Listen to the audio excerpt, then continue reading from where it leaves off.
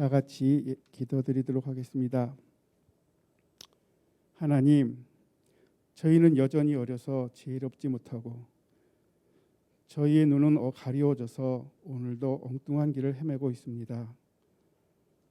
그럼에도 저희가 희망을 품고 다시 일어설 수 있음은 저희의 눈이 하나님을 향하고 저희의 무릎이 하나님 앞에 꿇리면 저희를 긍휼히 여기시는 하나님께서 저희의 기도를 들으시고 선한 길로 인도하시기 때문입니다. 힘에 겨운 시간을 보내고 있는 세상의 모든 이들에게 하나님의 말씀이 위로와 일어설 수 있는 힘이 되어 좌절의 상황에서도 희망을 공유하며 기뻐할 수 있기를 원합니다.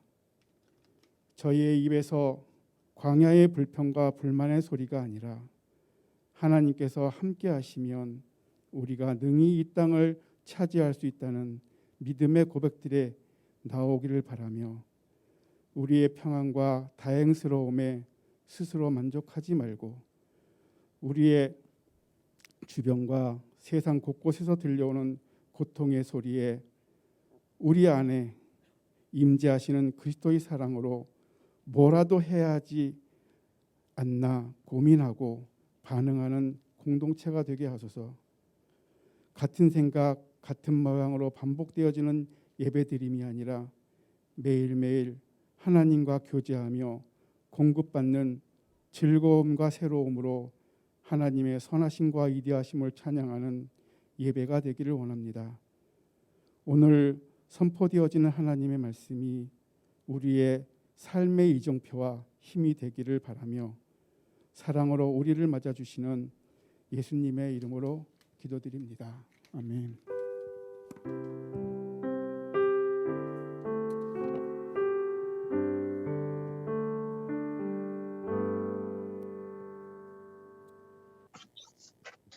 오늘 우리에게 주시는 하나님의 말씀은 시편 16편 1절에서 5절까지의 말씀입니다.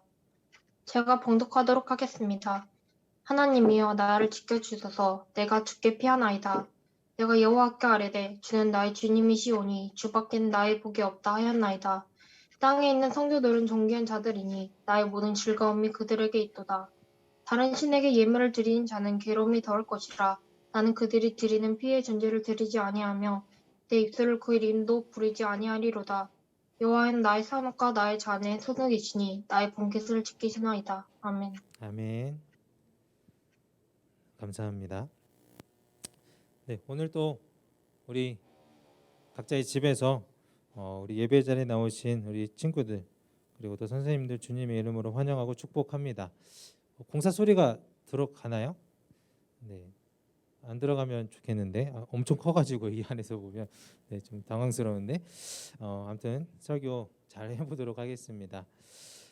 한 가지 이야기를 먼저 드리고 시작하려고 하는데요. 제가 군대에 있을 때 이야기입니다. 군대에 있을 때 이야기를 많이 하는 것 같은데 군대에 가면 아직 안 가봐서 모르시겠지만 군대에 가면 이 선임과 이 후임의 관계가 아주 확실합니다. 그래서 선임이 이 후임보다 나이가 적어도 이 후임들은 그 선임한테 존댓말을 하고 해야 되는 그런 거죠. 저는 빠른 년생이거든요. 제가 대학교 2학년 때 군대를 갔으니까 한국 나이로 하면 20살에 군대에 아니구죠. 20살에 군대에 갔는데 만으로 하면 19살에 제가 군대를 갔었습니다. 이제 제가 19살에 군대에 갔는데 저보다 2달 늦게 들어온 이제 맏후임이라고 있어요. 이게 바로 아래 후임이 맏후임이라고 하는데 이 맏후임 3명이 돌아왔습니다. 동기에 3명이 돌아왔는데 이 3명이 나란히 저보다 다 3살 많은 형들이었어요. 나이는 많아도 어쩔 수 없이 이 형들은 저한테 존댓말을 해야 되고 저는 이 형들에게 뭔가 지시를 하고 반말을 하는 그런 상황이 군대에 있었습니다. 이 맏후임 3명 중에 한 사람의 이야기를 잠깐 하려고 하는데 이 한 사람은 저와 함께 전문하사 제가 군생활을 3년 했거든요. 전문하사를 하면서 거의 이렇게 같이 3년 동안 군생활을 했는데요. 그만큼 가까웠고 친하고 하고 그런 형입니다. 근데 이 형은 저랑 완전히 달라서 이 형은 이 세상에서 즐길 수 있는 그 모든 것들은 다 즐기고 사는 그런 형이었어요. 그 형은 뭐 담배도 많이 피고요, 뭐 술도 엄청 좋아하는, 세상 즐길 건 다 즐기는 그런 형이었습니다. 그런데 퇴근하고 어느 날 이 형이랑 같이 고기를 구워 먹고 이제 집으로 돌아가는 그 길에 이 형이 갑자기 저한테 진지하게 물어보는 거예요. 뭐라고 물어봤냐면, 너는 왜 하나님을 믿냐? 너한테 하나님이 어떤 존재이길래 이렇게 교회를 열심히 다니냐라고 걸어가면서 물어봤습니다. 제가 태어나서 거의 뭐 처음 받아봤던 질문인 것 같은데요. 그때는 제가 좀 당황해서 그런지 그 형의 질문에 대해서 제가 제대로 된 답변을 하지 못했습니다. 나름 제가 군대에서 제 신앙이 변했거든요. 군대 가기 전까지는 제가 교회는 다녔지만 신앙이 좋지는 않았는데, 군대에서 예수님을 인격적으로 만나고 제가 신앙심이 되게 좋아졌다라고 지금까지도 고백하고 있는데, 그때 제가 신앙생활 제대로 했음에도 불구하고 하나님은 나에게 있어서 이런 분이다라고 그런 대답할 준비가 되어 있지 않았던 것 같아요. 그때 제가 얼버무리는 바람에 지금 생각해 보니까 그 형에게 이 하나님에 대해서 뭔가 제대로 한번 전해볼 그런 기회를 놓치지 않았나 생각해 보게 됩니다. 제가 그때 제 생각을 명확하게 제가 만난 하나님을 잘 전달했다면 지금은 그 형이 뭔가 조금 변해서 교회를 또 다니고 있지 않을까, 그런 생각도 해보는데요. 아무튼 그때의 기억, 제가 그 어디 길인지 어떤 장면인지 어떤 날씨 어떤 시간인지 다 기억하고 있는데, 그때 제가 신앙생활을 하면서 지금껏 부끄러웠던 기억 중에 하나로 기억되고 있습니다. 친구들에게 누군가가 다가와서 만약 너에게 하나님은 어떤 분이야? 라고 물었을 때 우리 친구들은 무엇이라고 대답할 건가요? 나에게 하나님은 어떤 분이야? 라고 명확하게 대답할 수 있나요? 생각해 보면 우리가 찬양을 하거나 기도를 하거나 또는 말씀을 읽으면서 나는 하나님의 자녀입니다라고 고백을 많이 하잖아요. 나는 하나님의 자녀입니다라는 말은 하는데, 막상 하나님의 자녀로서 하나님은 나한테 어떤 분이시다라는 그런 확실한 대답을 갖고 있지 않을 수도 있다라는 그런 생각을 해보게 됩니다. 저도 그랬고요.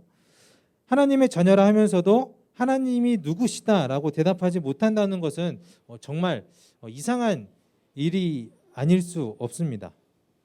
우리가 부모님에 대해서는 우리 부모님은 어떠하신 분이다라고 정확하게 말씀할 수 있잖아요. 아닌 친구들도 있겠지만 이렇게 말할 수 있듯이 우리도 하나님의 자녀라면 하나님에 대해서 하나님은 내가 경험한 하나님은 이런 분이야 라고 말할 수 있어야 되는데, 그렇지 못한다면 지금 우리의 신앙을 다시 한번 점검해 볼 필요가 있을 것 같습니다.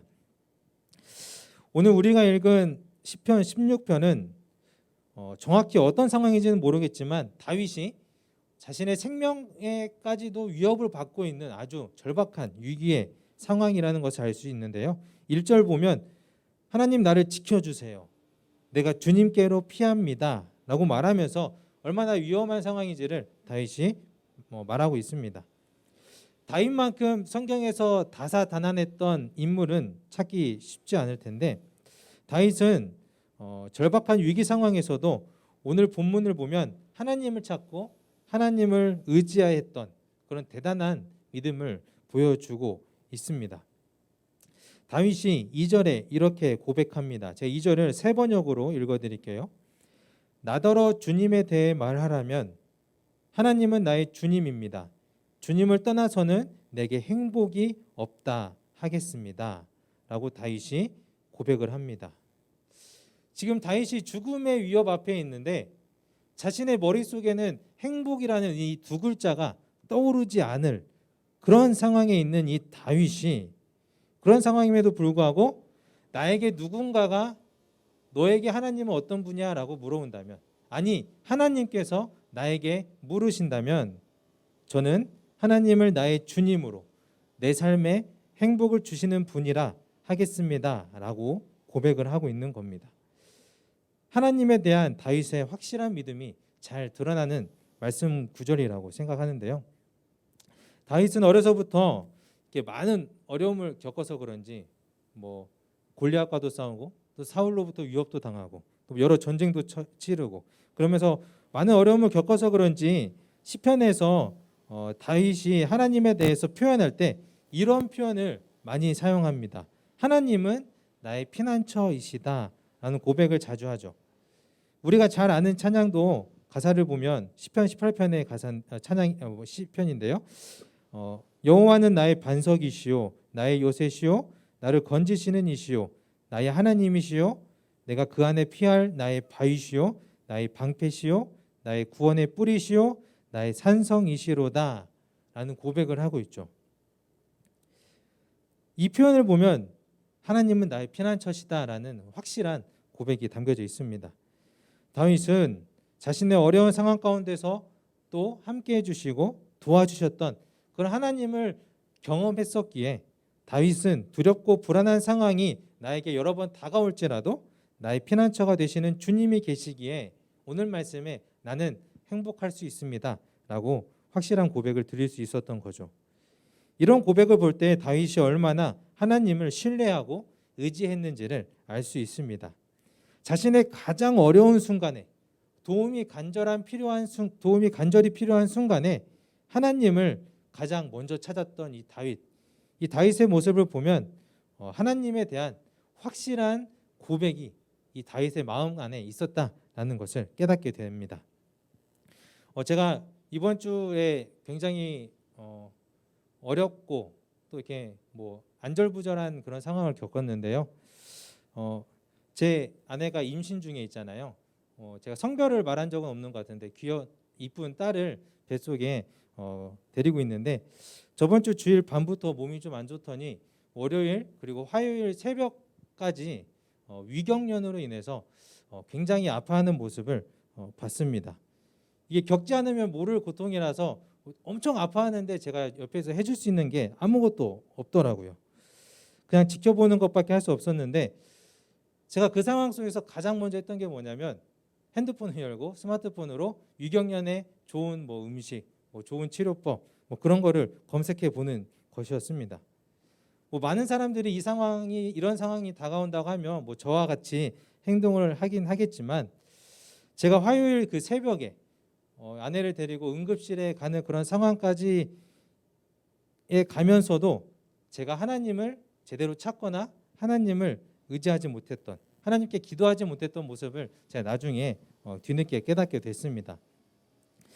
뭐 이런 모습으로 믿음이 부족하다, 좋다, 뭐 이렇게 평가할 수는 없겠지만 이런 저의 모습을 보면서 다윗의 고백을 다시금 바라보니까 얼마나 다윗이 훌륭했던 사람인지 깨닫게 되었습니다. 다윗은 어떤 상황이 다가오든 자신에게 있어서 하나님이 어떤 존재인지 어떤 분이신지를 명확히 자신의 마음 안에 확신하고 있었으니까 가장 먼저 하나님을 찾았고 그 죽음 앞에서도 하나님을 바라볼 수 있었던 것 같아요. 우리 친구들에게 한번 질문해 보고 싶습니다. 우리 친구들에게 하나님은 어떤 분이신가요? 친구들에게 누군가가 와서 하나님에 대해 말하라면 무엇이라 말하시겠습니까? 우리 친구들이 앞으로의 이런 삶 속에서 이 질문에 대한 답을 찾아갔으면 좋겠습니다. 다윗의 고백과 같이 하나님에 대한 확실하고도 올바른 고백이 우리들의 삶 가운데 있기를 바랍니다. 어떤 사람들의 신앙생활을 보면 또 어떤 사람들의 신앙생활의 이야기를 들어보면 그들이 아닌 것처럼 이야기하지만 결국 그들의 상황을 보면 하나님이 나에게 그냥 복 주시는 분, 하나님 믿으면 복 받는다 그렇게 생각하는 사람들도 있고요. 또 어떤 이들은 그냥 하나님을 보험처럼 믿어두는 그런 사람들도 있습니다. 신존재 증명이라는 논리 중에서 도박 논증이라는 게 있는데요. 이게 뭐냐면 내가 신이 존재한다에 내가 내 길을 걸었다가 신이 없으면 그다지 내가 손해 볼 것이 없다. 하지만 내가 만약 신이 없다는 데 걸었다가 혹시나 신이 존재하면 내가 완전히 망하기 때문에 그냥 신이 존재한다고 믿고 신이 있다는 쪽에 내 길을 걸자라고 하는 논증인데요. 이런 논리를 가지고 하나님을 믿는 것은 전혀 올바르지 못한 것이라는 것을 우리가 알아야 합니다. 하나님을 뭐 보험이나 복 주는 기계로 생각하는 것과 같죠. 이처럼 하나님을 우리가 세상의 일부처럼 세상의 일부와 같이 생각하는 것은 정말 잘못된 생각입니다. 그렇기에 우리에게 더욱더 필요한 고백은, 필요한 확신은 뭐 한번 믿어보지 뭐 믿으면 좋다는데 이런 게 아니라 확실하고도 명확한 고백이 우리에게 필요합니다. 나에게 있어서 하나님은 이러한 분이십니다 라는 고백을 할 줄 알아야 하죠. 사실 우리가 이 세상에 가장 좋은 말들, 세상에 좋은 것들을 다 갖다 하나님께 붙여도 우리가 고백하는 그런 표현은 하나님의 존재에 비하면 한참 부족합니다. 그럼에도 우리는 우리의 삶 가운데서 하나님에 대해서 더 확실한 고백을 할 수 있는 그런 마음을 갖고 살아야 합니다. 어떻게 하면 이 질문에 대한 답을 찾을 수 있을까요? 바로 다윗처럼 하면 됩니다. 다윗이 고백했던 하나님은 다윗이 경험했던 하나님입니다. 자신이 만났던, 자신의 어려운 상황 가운데서 함께 해주셨던 그 하나님을 있는 그대로, 자신이 느꼈던 그대로 고백했던 다윗이었죠. 그렇기에 우리 친구들도 앞으로 우리 친구들의 앞으로의 삶 가운데서 함께 하실 하나님을 많이 경험했으면 좋겠습니다. 그렇게 하나님을 느끼고 자신이 경험한 그런 하나님의 모습, 있는 모습 그대로를 우리 친구들의 삶에서 고백하면서 살았으면 좋겠습니다. 더 나아가서는 다윗과 같이 이렇게 하나님에 대한 확실한 고백이 있을 때 우리는 하나님의 자녀로서, 또 우리는 그리스도인으로서 확실한 정체성을 가질 수 있게 됩니다.